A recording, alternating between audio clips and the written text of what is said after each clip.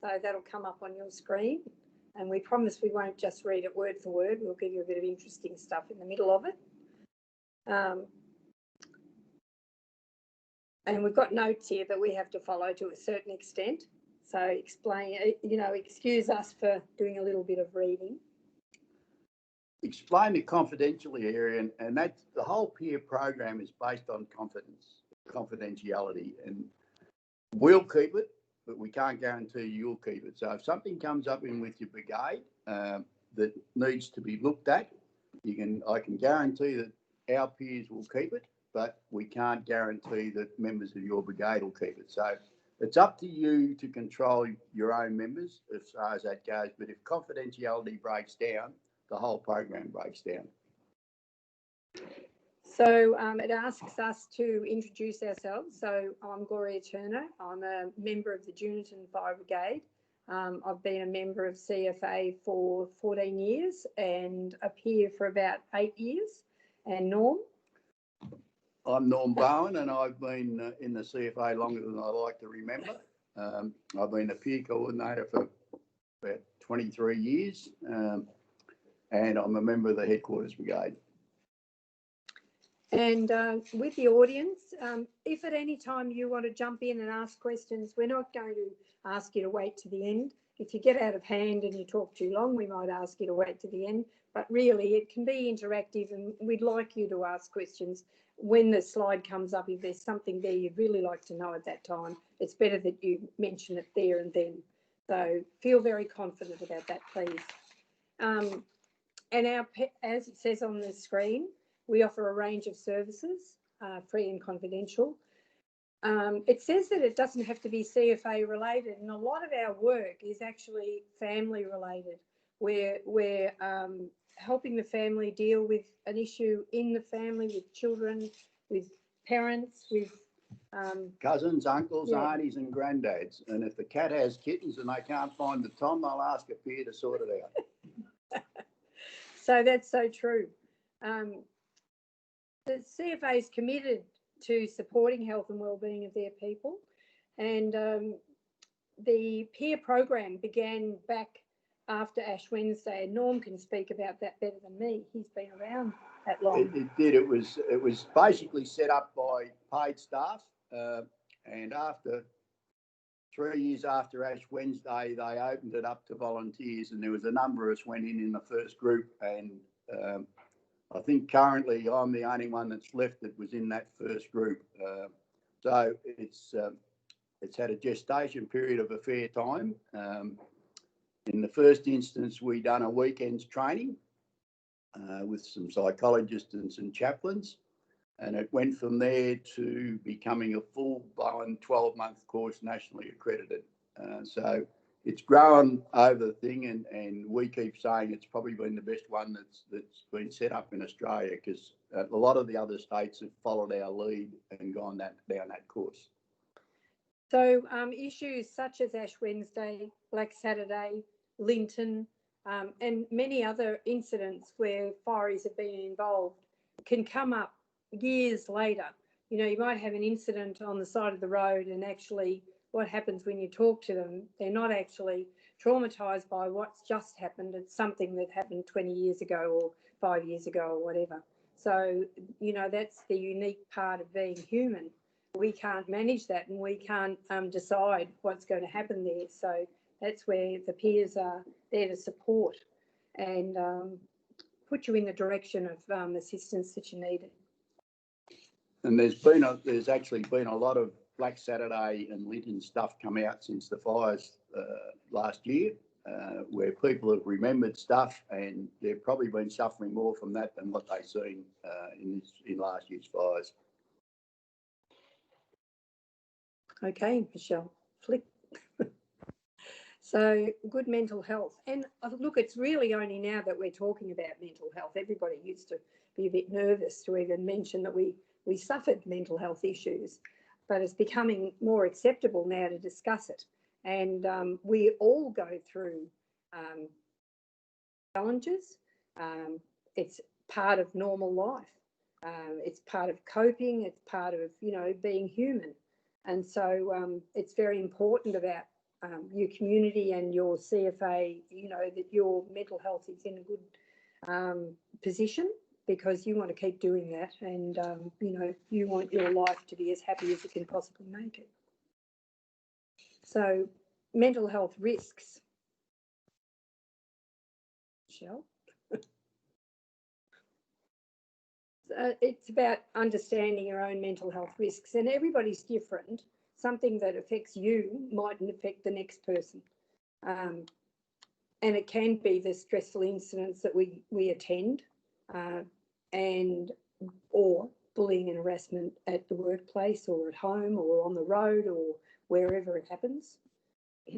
Conflict with others, general life stresses. You know, to you, it might be that the road hasn't been repaired by the local council, or it might be that to Norm, it might be that, you know, he can't go fishing. That's exactly right.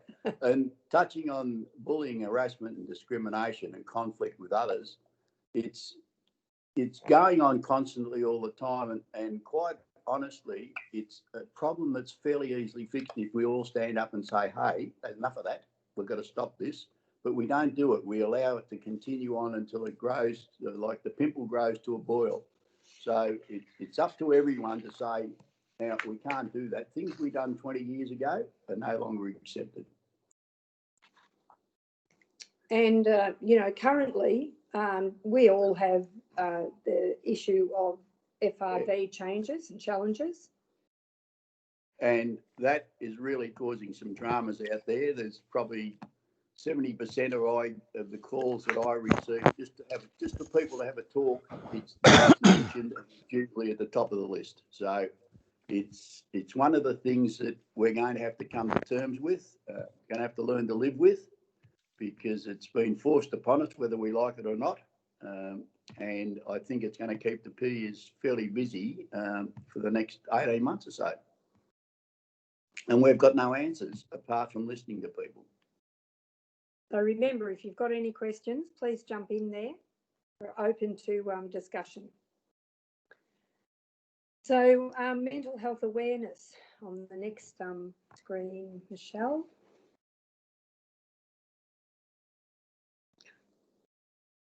Next slide, yeah. Sorry, sometimes it takes a little while. Yeah. And just while I'm jumping in, can I remind everyone who's not talking to mute their microphones? We've had a few come through. Thanks. Okay. So common mental health issues, of course, are stress, anxiety and depression. And it's really sometimes hard to recognise that in yourself, because it might have been part of your life forever, or your family. It might be a family, you know, anxiety can be hereditary. And so it might be something that you've lived with for so long and you haven't really recognised it, but it's something that's giving you grief all the time. So you need to learn to identify situations that bring you to that anxiety or depression. And once you know what actually triggers it, well, then you can start to, you know, work on it, minimise the impact.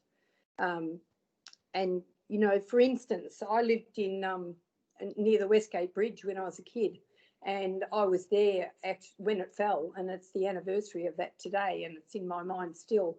But every time I drive over a bridge, I'd be white knuckle until with some of my peer training with mental health, I was taught a breathing technique that assisted with anxiety, and it was 3 breaths in, hold for 3, and then breathe out for 3. And it was you did that about 4 or 5 times, and it delivers a lot more oxygen to the brain, and it calms you down. And the more you do it, the better you get at it. And now I can drive over bridges now without white knuckling. And it happens to help for you to go to sleep too. And I use that quite often in that if I'm tossing and turning all night, I'll use the 3 breaths, 3 out, 3 in, and it does relax your body and makes it a bit easier to get off to sleep. And like your physical health, mental health can vary over time depending on what's going on in your life. And, you know, when you can relate back on your life, you know that certain times in your personal life it's more stressing than others. But how it affects you, how you think, feel and behave, you know, you can actually get assistance where you get to a situation and you really do need help with something, and it's much better to have it treated, because untreated it can, just as your physical health can, it can get much worse, and you can be in a serious situation with mental illness.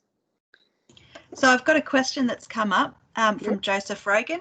If FRV is the main source of distress, what are the main concerns?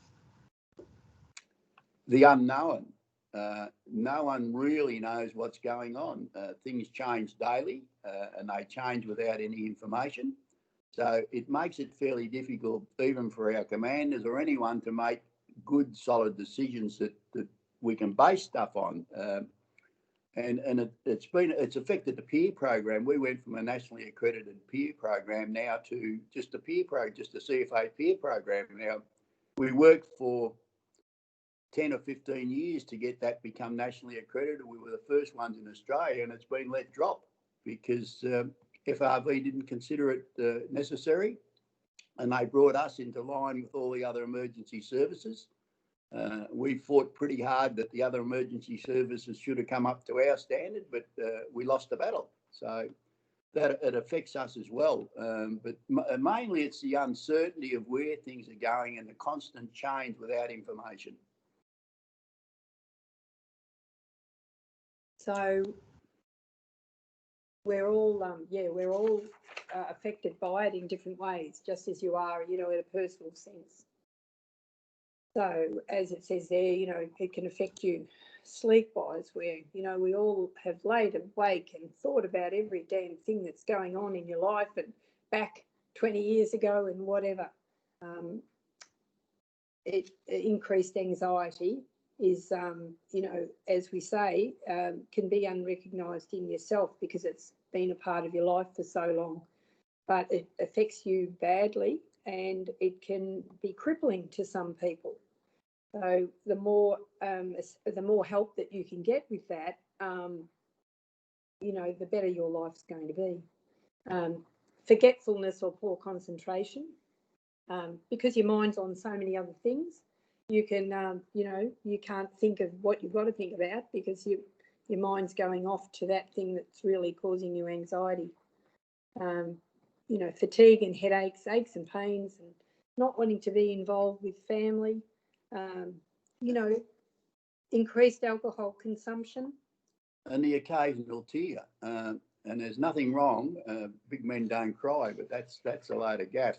You know, if you feel like having a cry, do so, because it's one of the best things to relieve tension. When I was on deployment down to Gippsland, and there was a fiery that I talked to. He was having issues, and he'd had a lot of issues for years, and he'd never spoken. For some reason, he opened up, and I said to him, "You've got beautiful blue eyes." I shouldn't have said it really. "You've got beautiful blue eyes. You shouldn't, you know, be distressed." And he actually burst out crying, and I think he shocked himself, but it was opened the door to discussion, which was the best thing for him that could have happened. So, you know, it comes in all different ways, and people need to let their body react the way that it does, because there's no shame whatsoever in whatever happens. So the next slide says take action. So once you recognise those warning signs, you need to take some action. And that action may be just talking to someone. It may be asking for better support than the peers can offer too. So we go to the Member Assist program where we've got psychologists and social workers. Or if you wish to go down the track of using the chaplaincy service, there's one there for you. Or the Member Wellbeing Advisory, people that can educate and coach right throughout the brigade. So there's a lot of things available, and believe you me, they're all good. It's just the way you wish to use them, the way whatever suits you the best. And sometimes we'll just go meet someone that's having issues and have a coffee with them, and after a discussion, it might be enough for them to be able to take the action that they need to take. or it might need to go further and they need to be referred on to another service. But whatever it takes, whatever it takes to help you and to get you on the right track and a happier life is the most important thing for us, because that's what we're there for. We're not in it for any other reason. And it may even be a full family situation where it's mum, dad, and a couple of kids, and we can take them to lunch in a nice area and just sit and talk in a family atmosphere. And the best part about that is people won't do that unless they trust you. So it's a matter of building up trust. And I think the District 2 peers and District 18 and District 20 peers have proven over the years that they can be trusted, and it works extremely well in this district or in this region. It's probably the busiest region in the state because people actually trust us. So we're tonight talking about the peer program, but we just need to touch on the other services that are there. And Norm has a little bit talked about the services that are available. So normally we would. Sorry, guys, I was just trying to go back. Yeah.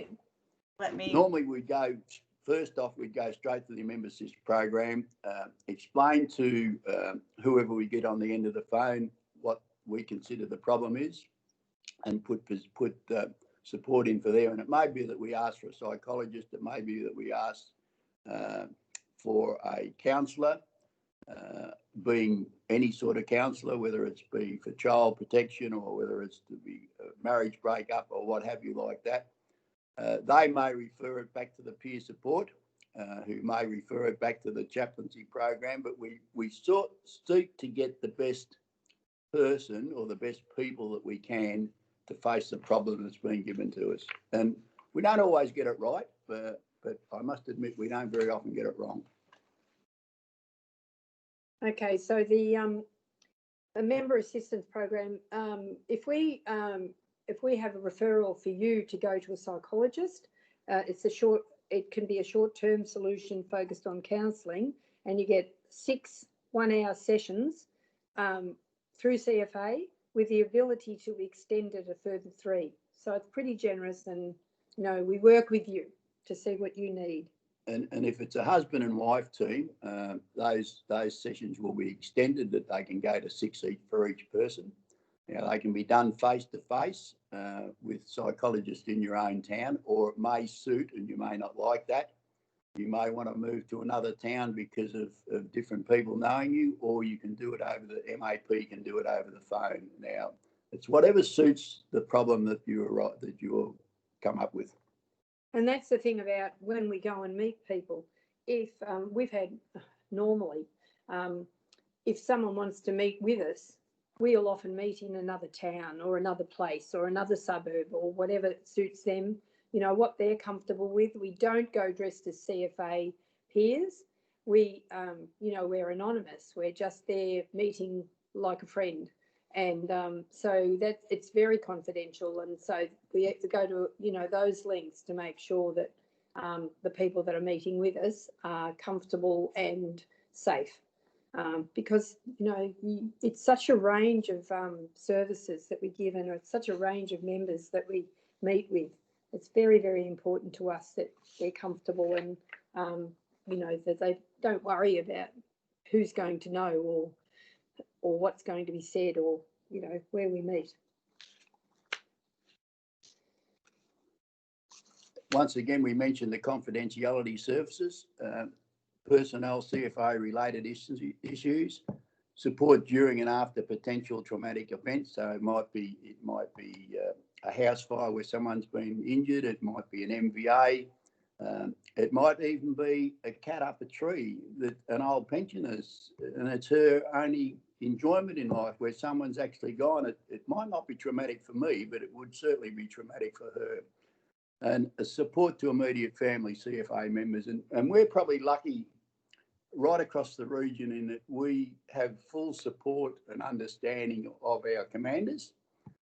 We've done a lot of work to develop that support over the years, and I must admit they have been really, really confident with the program. A lot of it come about because of the 12-year drought, where we've done a lot of work up north, but once again, I think that this region's probably got the most respect for their peers of any region within the state.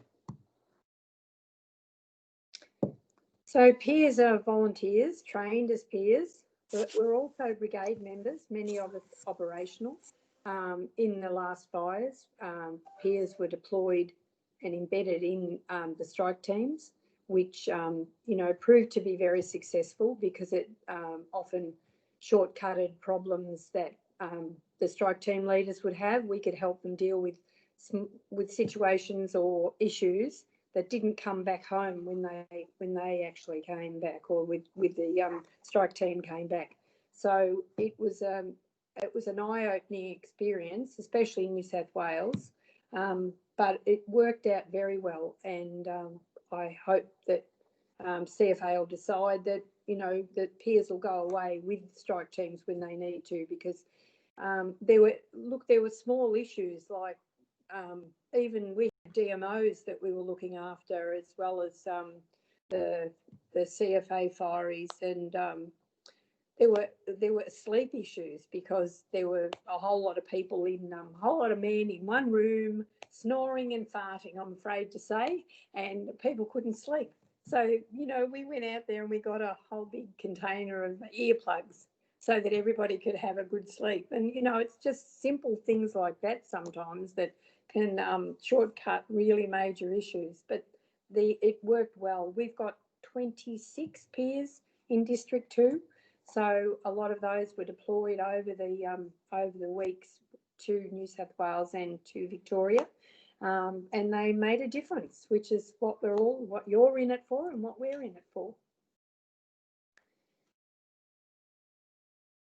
So listening is our Norm's going to do that, but listening is our key skill, and sometimes just talking to a peer can assist in gaining clarity about a situation and finding a way forward. In other circumstances, peers can assist in providing referrals to additional services. And that's what's important. Probably the three strengths of the peers is look, listen and observe. So if we go on scene for, doesn't matter what it is, we're not there to take over the firefight or hold a hose. We're just there to wander around, look, listen and observe, and take as much pressure as we can off members and the family. And it's quite, once you know what you're looking for, once you've seen and trained in it, it's quite easy to find. And you may be there only 10 minutes and say, there's not a problem here. Don't really need to be here. Or you may be there for a number of hours. And it's very simple that the commanders or whoever's running the show can become quite involved in actually doing his job. And our role is then to pick up the welfare side of his troops and just make sure if someone's suffering, be able to get them out and get them back into their normal action group and do those sort of things. So it's a welfare role that we play on scene. And it's I feel it's pretty important. We've seen it work time and time again. And I think the Kerrang train crash was probably one of the biggest efforts that we'd been involved in. So, and we liaised with all the other community people, the SES, the Salvation Army, the police, the AMBOs, and we were on scene there for 24, nearly 36 hours, and became involved in most parts of that, even to the point of trying to find where people had been taken to hospital in Melbourne. And we had volunteer families involved in that train accident.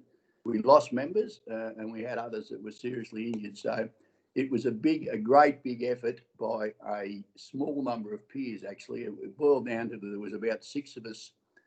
And the chaplain that worked on that for that time, but it was a great learning point. I believe that the community and the CFA community were really, really grateful for what took place with the peers. And other incidents such as Wye River, the peers in that area couldn't attend, and we were sent down there at midnight when it was still happening. And that was a really difficult situation because, it was run by Deppy, and who are help. But the CFA wasn't in charge, and we really had to do what they wanted. And also there were community members left down there. There were wives of the fireys that were in the surf club, and they had never had any contact with CFA whatsoever. So it was the peer role to smooth the water between the fireys and the community, who thought we were coming in to take over and take their food and everything else. So it was a difficult situation for quite a while, with no communications, no water, no nothing. We had to raid all the fridges in the caravans that everybody had deserted to get food, so we could start feeding the fireys, because there was no way in, no way out for anything else. So, it's situations like that the peers go and manage, but we can't do it without the help of the fireys. So, we all work together as one big team, and that's why it works well. There's a new turnout system that's been put into operation, and it's called the 27 Early Notification Peer. Now, that may be activated by a number of people, and you may be unaware of it, that someone down the line has felt that incident you're at warrants a peer. You may get a phone call about it, or you may just find peers turn up on scene. But you don't. If you're there and you don't want to use Signal 27, you know a peer and you want a peer, don't be frightened to just ring and say that we need a peer out here. You don't have to go through your commander. You don't have to go through your strike team leader or your team leader. If you feel that you need a peer, don't be frightened to ask. And that's the way we've always sold the program, regardless of Action 27. We will still sell it that way, because we've found that it works really, really well. But it's quite often that you will get an Action 27 and know nothing about it. Right. So it's a very new way of notifying, and it was probably introduced because of FRV and the different services coming in, being the Mets and the FRV and the CFA and the volunteers. So they tried to tighten it all up, but anyway, it's worked in some cases and it hasn't worked in others, but we will get it sorted eventually. But as long as you understand, if you can't get through in Action 27, don't be frightened to make a direct call to Vic Fire or whoever you're working through, whether you're working through Vic Fire or a group or a brigade, and say that you would like peers out there. And Norm and I were talking about it this afternoon, and the list is here with the early notification. You have the immediate follow-up with peers, or you have the follow-up within 1 or 2 days. And one of the events with 1 or 2 days might be involving a biological washaway. Now, we all know that could be a number of things. It could be an animal that's, been run over, or a pig truck that's tipped over, or whatever, but it could be human. And so it might mean that we need to be there then, because it's so traumatic. But if you look at your list, it might mean that, we only need to go there. We need to call the captain, whatever, after 1 or 2 days. So we need to know what kind of event it is and whether you need us, because we would hate to think that you're out there in a really traumatic event and you need us, but because you're on the list to say that we follow you up 1 or 2 days because it's just deemed a biological washaway, well, that's not good enough. We need to know. So please, if there's an incident and you really need us, you do need to let us know. So the suggested immediate follow-up is death or serious injury of a CFA member in the line of duty, death by suicide or attempted suicide, appliance of EMR offline due to wellbeing matters, or a fire fatality. That's immediate follow-up. Follow-up within 1 or 2 days is fatalities or near fatality events involve people 18 years or under, multiple casualties, fatalities of 3 persons, prolonged attendance at a potential traumatic event, events involving a biological washaway, as Gloria said, excess media coverage, attendance of a known crime scene. So that's the criteria that they've set out at the moment. Now, there's a lot of other things that fit into that that we consider as peers that are probably more important than those things. And it's knowing your personnel, knowing the brigade captains, the captains you're likely on the scene. And when you've been around as long as I have, we know most of the personnel across the region that are really, really active. You know the way they respond to stuff, and it makes the job a lot easier when you think, oh yeah, I've got a good captain out there, there'll be no dramas with that, or he will look after his people. So it's a matter of knowledge and a matter of trust with the people you're working with. It can also be, an accumulation. That brigade may have had 3, 4, 5 serious events over the past 6 months or something. And so it mightn't be this event that's the worst. It's the fact that they've had these other events. That's why we need to attend and make sure that they're okay, especially if there's some young ones in there that haven't been exposed to, anything serious, as we say, beforehand. So, it's not only that one individual event that you're dealing with, it's what's leading up to or what's led up to that event. So keep that in mind, please. We have a chaplaincy program. Once again, it's a confidential service, one-to-one, undenominational pastoral care, regular on-site visits to CFA officers. Now, that is going to change in the future.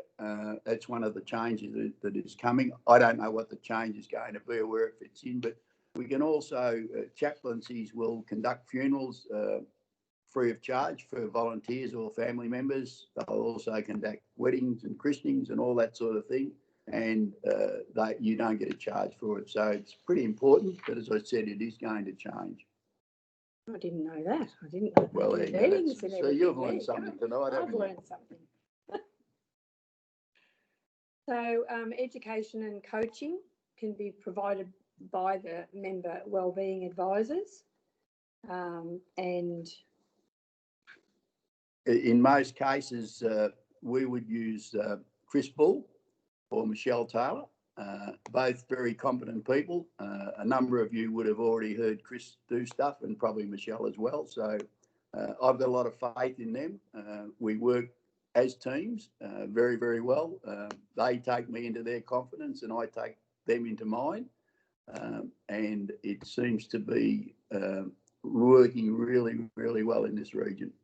It might be about strengthening team relationships or conflict resolution and management, having courageous conversations, which I don't know if everybody likes to have those kind of conversations, but it can cause a whole lot of issues. It can stop a whole lot of issues down the track. Change and transition, which we're all going through and we all need to understand to come out the other side okay. So they're the kind of things that they could discuss with you and your team. So 1800959232, that's a number that will get you whatever you want. You'll get some prompts on. Press 1 for member assist program, press 2 for peer support teams, press 3 for chaplaincy program, press 4 for organisation wellbeing team, 5 for Fire Rescue Victoria Wellbeing support line, and 9 to return to the start of the recorded message. Now, even an old duffer like me can work that, and you'll get support within 2 minutes in most cases. So it's pretty good. So some people won't stop and listen to all the different prompts, and I know that some of the peer coordinators get calls from FRV members because they don't wait until they get down to press 5 for Fire Rescue Victoria Wellbeing support line. They go back to 1 to the member assistance program. So you need to listen to them and just go through that so that you get the right area. Or if you meet with a peer and you feel confident and happy with them, just ask them for their business card and you'll have their number permanently. That's right. So you can continue that contact with the peer program. It's not just one-off. Usually we'll work with members for 2, 3 or 4 times or more. It depends on what it needs. So tips for getting started. It's confidential. That's the most important thing that we're going to remind you tonight. that whatever you want to discuss is confidential. Sometimes, you know, some people say, who peers for a peer? You know, who do we talk to? Well, we've got our team of 26 peers in District 2, but even though we talk, we have to remain confidential. So because we handle similar situations, just the fact of having a conversation about something else altogether can help us debrief in a confidential way. So, you know, Norm doesn't tell me everything that he hears, and I don't tell Norm everything, as the other peers don't also. There's two exceptions to the confidentiality rule, and one is that if you say to a peer or to me, I'm going to harm myself or I've harmed someone, I will have to say to you, well, if you go down that track, I can't keep your confidence, because they're both reportable offences, and it's a duty of care for me to take that further. But I'll always warn the person, if you're going to go down that track, sorry, you're going to have to take it further. So it's your choice. That's the next slide, Michelle. So don't hesitate to reach out and talk to us. Ask for assistance through the helpline. All discussions are confidential, as we say. It's not a one size fits all though. Every and I'll call it case. Every case is different. Every person, every incident is different. So what someone might be happy to talk to myself or to Norm, but others might want another peer, or you might have built a rapport with someone, a peer or a chaplain or someone, and that's fine. It's just whatever you need. That's what we're there for. And we'll work with you to make sure that, you know, you get the person that you need. And that goes to the peers as well. A number of peers will, if there's a child involved in something, they will say straight out, sorry, I prefer not to do that. So I've got to make the choice as a coordinator who I consider was the best peer for the best, you know, for that job. So at times it's a hard decision to make, but there's the first part is look after the peer, and the second part is make sure that the person asking for the peer gets the best result. So it may even be that we bring a peer in from another district if we feel that we haven't got the right person for the right job. So looking out for each other. Don't be scared to ask someone if they're okay. And it's, you know, a peer's work is where say we're at a fire, you know, a staging area. We're watching out to see the signs of someone not doing okay. But you're working in a team with those fireys, and you know if something's going on with one of the people with you. You don't have to solve it. You just have to ask them if they're okay, and then either hand it on to strike team leader, commander, or someone who will call the peers in, or if there's a peer nearby, let us know. You need to really say it in a sincere way, and you really do need to listen to them and provide support and encouragement, because it's all about being human, and it's not stupid, you know, to ask someone if things are going okay, or if they've had a bad day, or something that happened on the fire field or something is worrying them, or the fact that they crashed the truck or whatever they did is really worrying them. So, you know, ask them if they're okay. And on that same sort of subject, it's a lot of the problems that we get arise from people making decisions for other people. And it's one where you will ring up and talk to the crew leader or the ICC or anyone that's in charge, and you say, how your crew going? What's going on? Oh, yeah, they're okay. Now, that's called making a decision for them. They may be okay, but they can't make decisions for other people. And I'll often say to a crew leader, just ask your crew how they're going, will you?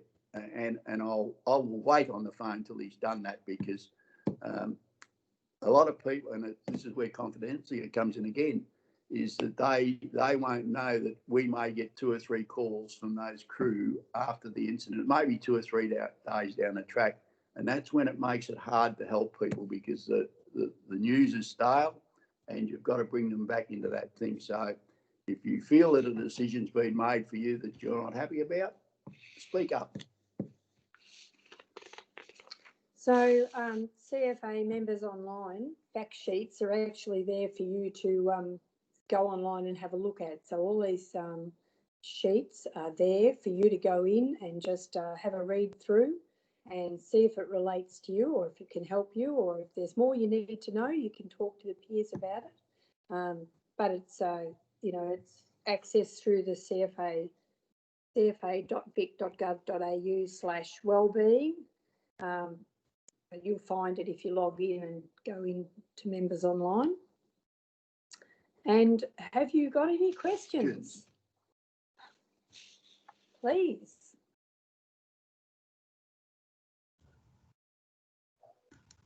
I will share the presentation with everyone in next week's invite. So for the links for all of those fact sheets, I'll make sure that that goes out and people can just click the links that are in the PDF file. Great. Is that anyone with a question? No questions, come on. Oh, there's a hand up. I have a question. Yep. Kaz, go for it. I just wanted to clarify, because it seemed when we first got the information about peer support that we could ring directly, but earlier in the year I think we actually got direction that we had to go through we couldn't just ring directly. We had to get basically approval to ring the peer support and wellbeing line, which is not what I understood the service to be. No, and that's correct. You don't have to give permission to do it. It is there. It is your program. Use it as you feel fit. And if someone knocks you back, please let me know, because I love a fight. Okay, I might contact you directly, Norm. Thank you. Yeah, that's quite all right. It's disappointing to hear something like that come back, because we've fought for years to keep it that it is your program. You use it as you need it. Yes. Thank you. And we've had incidents where members have phoned because they're concerned about other members, and it's gone direct, to us from that member. And it's been really, very difficult situations for them, but they've been concerned about that member, and, it was best that they had come to us. I'm trying to skirt around one that I'm thinking about at the moment, but, we had one where the person ended up dying, but it was really only that they were living alone, and they didn't have anyone to care for them. And then a member who had been a member of the brigade that person was with was concerned, and he should have been in hospital long before and everything. So yeah, call. You have to. We need to know. Little things like what's going on at the moment through COVID is that little jobs that we do is actually pick up chemist scripts for people. Older people that can't get out and not capable, they'll often ring and say, can you go and get a script for me, or can we take you somewhere? Can we get them to a doctor's appointment? And we do that as best we can. It's not always possible to do, but on the whole, it's not very often that we have to say no. We've even got one at the moment where he needs to come to Bendigo for cancer support. So we've put in some stuff to get him down here to Bendigo and then get him to the hospital every day for 6 weeks. Now that's a big effort for a number of peers. That'll be done with 3 or 4 different peers, but we're probably lucky in that the region and the district look after us with a car, and that makes it so much easier that we're not asked to use our own cars. I've got Bill Johnson with his hand up. Go, Bill. Thanks, Michelle. Thanks, Norm and Gloria. It was really good listening to you talk. I just want to reiterate, picking up on Kaz's comment before, there should be no barrier to anyone getting any assistance, none at all. So I just want to be really clear about that. And if you encounter that, then just go around it and find another way, if I could. But I don't want to trivialise it at all. The challenge I think we used to come in and Norm and I have worked together really closely for, well, too long, Norm, maybe. Yeah, no, good number of years. But we've been through a lot together. we've been through the drought. We've been to a lot of stuff. We've seen a lot of stuff we can't unsee, and we've done a lot of stuff we can't undo. And we were both at the Kerang train disaster. And I know there's a couple of people on here tonight, Graham Method being one who was also there in another capacity. Those sorts of things. But, you know, the work that Norm and his team did through the drought, I think you can't measure it, but it probably did save some lives. And it probably held some families together when they were falling apart. And we'll never just was, and nor should we, because it's one of those things that we just do. Don't say thank you, be humble, and we move on. So I can't stress to anyone who's on the importance of, if I was to use the analogy, when Norm turns up, I turn around and see Norm turn up. It's the tonic that sometimes I need, better perhaps than the tonic that Norm gives me is better perhaps the self-administering tonic I might have later on, which is incredible. So, gentlemen, do not self-medicate is my message. And I want to thank Norm and all the peers for everything they do, and it's a privilege to be part of it and support it. It's really, really important stuff, and I don't want to downplay it at all. So that's all I wanted to say, Michelle. Thanks, Thanks, Bill. Bill. Thanks, Bill. I've got one in the chat from Sarah Coffey. How many calls do you get on average a week? Probably as the coordinator, just to give you an instance, I've had 12 today. Now and those 12 calls relate to 3 incidents across the region. So most of the calls come to me and I dish them out to people that want it, or it may be just a phone call. But on an average, this region does 21 or 22 activations a month, which is quite often more than the whole state does. So we were probably, I don't say we were lucky, we put a lot of work in, as Bill said, to selling this program throughout the drought, and people remembered, they know they can trust us, and they use it.